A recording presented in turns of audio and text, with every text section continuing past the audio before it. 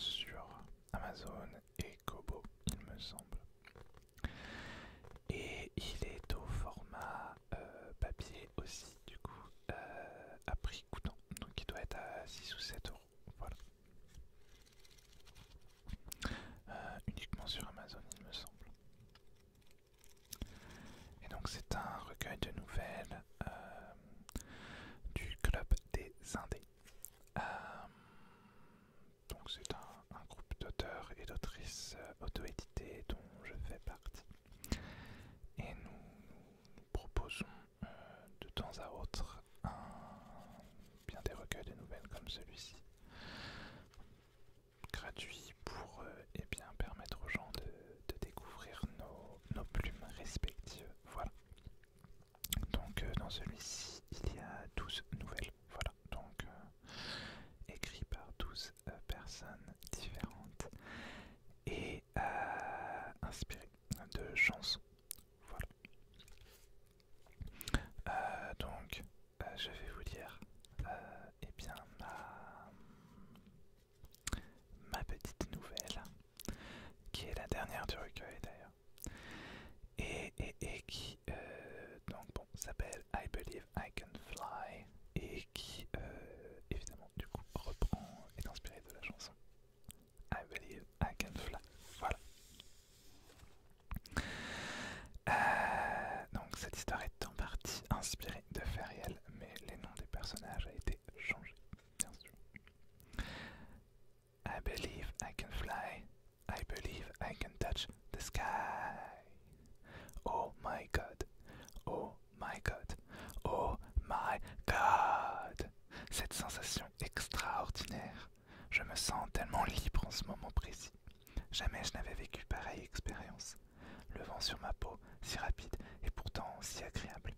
Mes yeux restent bien ouverts malgré tout. Je ne veux manquer aucune seconde de ce moment de dingue qui durera encore longtemps, si Dieu existe.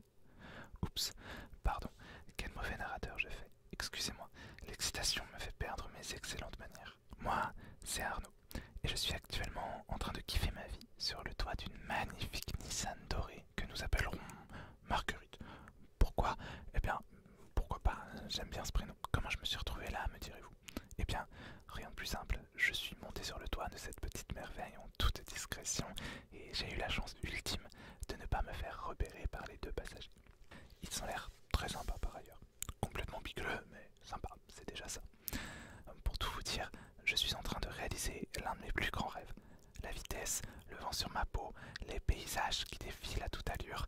J'en ai rêvé pendant tellement de temps que j'ai beaucoup de mal à croire que c'est effectivement en train de m'arriver pour de vrai. Et pourtant, c'est bien le cas et je kiffe ma vie. Oups, désolé, je divague à nouveau. C'est certainement la vitesse qui me fait dérailler. Tiens, dérailler. Si je survis à tout ça, la prochaine étape pourrait carrément être un train, ou peut-être un bus d'abord, à voir. Comment ça, vous pensez que je suis timbré? Alors, déjà, plus personne ne dit timbré de nos jours, et ensuite, vous n'êtes pas la première personne à me faire part de ce genre d'opinion. À chaque fois que j'ai évoqué mon rêve devant quelqu'un, je me suis pris au choix des moqueries, des insultes, ou des « mais enfin Arnaud, reprends tes esprits, c'est incongru et surtout impossible ». Oui, je sais, plus personne n'utilise le mot incongru non plus. Et pourtant, toc, j'y suis arrivé. Oh, ne vous méprenez pas, il ne s'agit pas ici de ma première tentative de vol sur le toit d'un engin motorisé. Je ne compte plus le nombre de fois où je n'ai même pas réussi à monter sur le véhicule sur lequel j'avais jeté mon dévolu. Mais j'ai persévéré. J'ai réussi plusieurs fois, à vrai dire, mais j'ai systématiquement été repéré et éjecté sans sommation. Que les gens peuvent être rustres. Oui, bon, ça va, vous arrêtez un peu de vous moquer des mots has-been que j'utilise. C'est mon histoire après tout, je fais ce que je veux, fichtre. Enfin bref, nous y voilà, j'y suis, et j'y suis bien accroché, croyez-moi. L'accroche, c'est évidemment le plus important, mais ce n'est pas tellement un problème pour moi. Mon entourage me dit souvent que je suis collant, c'est dire. Bref, finger in the nose, pour quelqu'un comme moi. Hein, finger in the nose, ben les doigts dans le nez quoi. Non mais sérieux, suivez 2 minutes. Hein. Mais enfin, Arnaud, c'est toi, fais une voix derrière moi. Alors que nous sommes, malheureusement, en pleine agglomération, cette enquiquineuse de Gertrude n'a pas manqué de me repérer. La poisse. Elle s'approche pour rattraper le petit bonhomme rouge auquel nous sommes arrêtés. Forcément, sinon jamais elle ne réussirait à me rejoindre aussi facilement. Tout va bien. Tu veux de l'aide pour descendre demande-t-elle, inquiète. Tu plaisantes ou bien? Je suis très bien ici, ma chère, et je n'ai pas l'intention de descendre, à moins d'y être obligée, je lui rétorque d'un ton ferme. Mais enfin, as-tu perdu l'esprit répond-elle, choquée. Tu vas finir en bouillie, c'est complètement... Je n'entendrai jamais la suite, la voiture ayant redémarré sur les chapeaux de roue. Et tant mieux, je n'ai franchement pas besoin de cette rabat-joie pour ternir ce moment magique. Et si ce sont ici les derniers instants de ma vie, eh bien, qu'il en soit ainsi, je serai mort libre et heureux. Ah là là, cette Gertrude, je la vois déjà bien en train de raconter tout ça à Gérard, son mari. Et la rumeur va sûrement enfler et se répandre un peu partout, de vrais pis. Oh, mais attendez une seconde, ça veut dire que je vais devenir célèbre. Oh là là, en plus d'avoir réalisé l'impossible, mon exploit va se retrouver dans toutes les discussions. Mourir libre, heureux et célèbre en prime. Elle est pas belle la vie. Oh yeah baby. On repart sur les routes de campagne. Désolé, je vous laisse 5 secondes pour kiffer ma race un petit moment. I believe I can fly. I believe I can touch the sky. I think about it every night and day. Night and day. Spread my wings and fly away. Oui, bon, ça va, je traduis pour les deux du fond qui n'ont pas suivi leur cours d'anglais. Kevin is in the kitchen, tout ça, tout ça. Non mais sérieux, c'est fatigant le boulot de narrateur. Je crois que je peux voler, je crois que je peux toucher le ciel. J'y pense nuit et jour, déployer mes ailes et m'envoler. Ce refrain a été écrit pour moi, y a pas photo. Pour moi et pour ce moment de kiff ultime de la vie, je peux mourir en paix, en vrai. Oui, je sais, désolé, je n'arrête pas de parler de mort. Pourtant, je ne suis absolument pas suicidaire, je vous rassure. Bien au contraire. En fait, je n'ai carrément pas envie de passer l'arme à gauche et encore moins après ce trip de malade. Je veux recommencer, voir plus haut, plus grand. Oh my god, vous pensez que c'est possible de voyager sur le toit d'un avion? Oui, non, je m'emballe un chouïa là, désolé. Oh non, encore la glo, mais laissez-moi ma vitesse, voulez-vous? Ah ben super, voilà qu'on s'arrête. Plus qu'à me faire minuscule pour que les passagers ne me remarquent pas. La conductrice, une petite femme blonde, ne me jette pas un regard. Bon, en même temps, je ne sais pas si elle dépasse la voiture. Ben quoi, je me moque pas, c'est vrai. Attention, le passager maintenant. Oula, il est super grand lui par contre. Je suis invisible, je suis invisible, je suis invisible. Oh ben ça alors, t'as vu ça maman? Mais non, ce n'est pas de moi qu'il parle. Je ferme les yeux, donc il ne peut pas me voir. C'est de la logique élémentaire ça, non? Mais enfin, qu'est-ce que tu fais là, petit gars? Tu as dû avoir la trouille de ta vie sur le toit, dit-il définitivement à mon encontre. Ouais, non, le kiff de ma vie en fait. J'ouvre les paupières pour découvrir son visage en gros blanc devant mes yeux. Et flûte, je suis bien repéré. Il n'y a plus aucun doute possible. Son énorme main se dirige doucement vers moi et me soulève sans aucun effort. Hé, mais lâche-moi, vilebrequin! Non, mais sérieux, pour qui il se prend ce géant pour soulever tout ce qui est plus petit que lui? À peine quelques secondes plus tard, me voilà embarqué à l'intérieur du véhicule. Du trip de ma vie, je passe au kidnapping. Décidément, cette journée va de surprise en surprise. Il est tellement mignon, s'exclame le garçon, avec une tête de demeuré. Je vais t'appeler Robert. Ça va bien Robert, pas trop secoué par le voyage?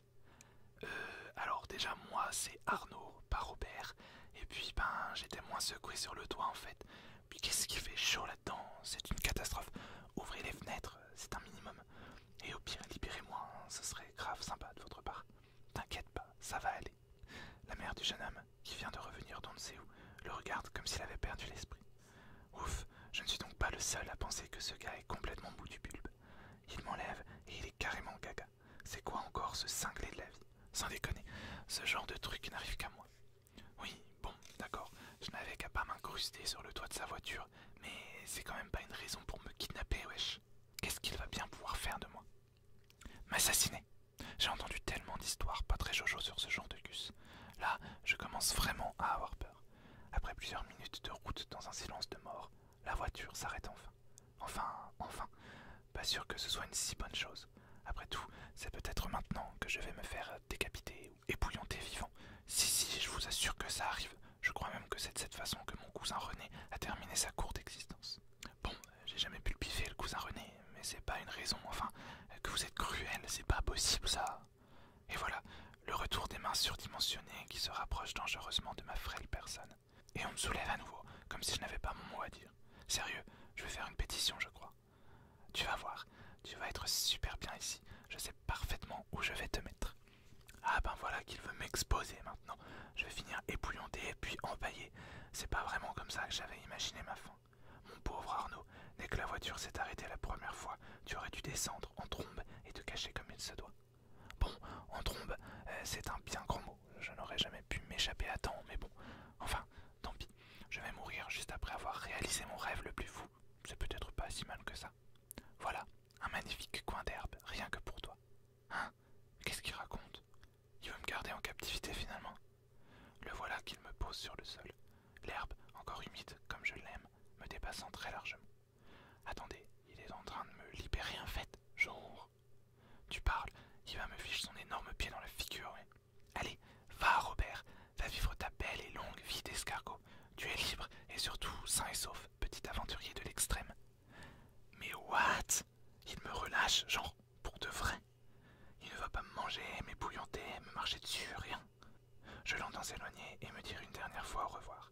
Décidément, cet humain est très spécial. J'hésite entre gentil bougre et psychopathe complètement déclingué du bulbe qui nomme et cause aux animaux après les avoir kidnappés. Bon, peu importe, je suis enfin libre, sain et sauf, encore que... Une énorme vibration se fait ressentir tout autour de moi. Et voilà, ça ne pouvait pas être aussi beau, c'était impossible. Tous les humains sont cruels et ne pensent qu'à nous manger. J'ai jamais compris pourquoi d'ailleurs. On est grave gluants, wesh.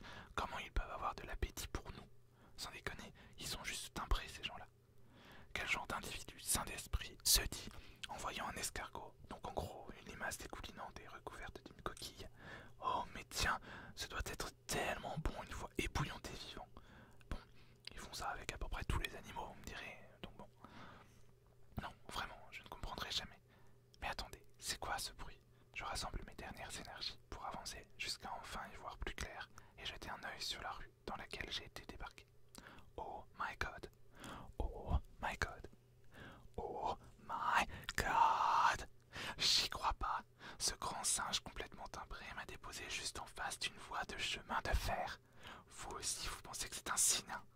Je suis pas complètement fou moi aussi. Allez, on n'a qu'une vie après tout. C'est parti pour la prochaine étape de mon rêve. Direction le toit du train. Et bien voilà, cette toute petite lecture est terminée. Alors, j'avoue que je l'ai lu très rapidement en mode... ben,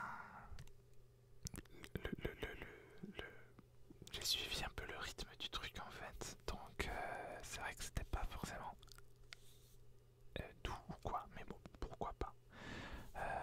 Certaines personnes aiment aussi ce genre de chuchotement et puis bon, c'est une lecture chuchotée donc après tout voilà. Je l'avais pas relu depuis mes dernières corrections dessus donc en 2021 donc il est sorti ah oui, mais c'est quand la fête de la musique? C'est le 21 juin je crois. Ah oui, donc je l'ai lu, ça fait quasiment un an en fait que je ne l'avais pas lu, effectivement. Voilà, donc j'espère en tout cas que cette petite nouvelle un peu perchée, je ne sais pas comment, comment qualifier cette nouvelle, mais en tout cas, j'espère qu'elle vous aura plu. Voilà. Et bien moi je vous dis à demain pour la FAQ et la toute dernière vidéo de la semaine. Et je vous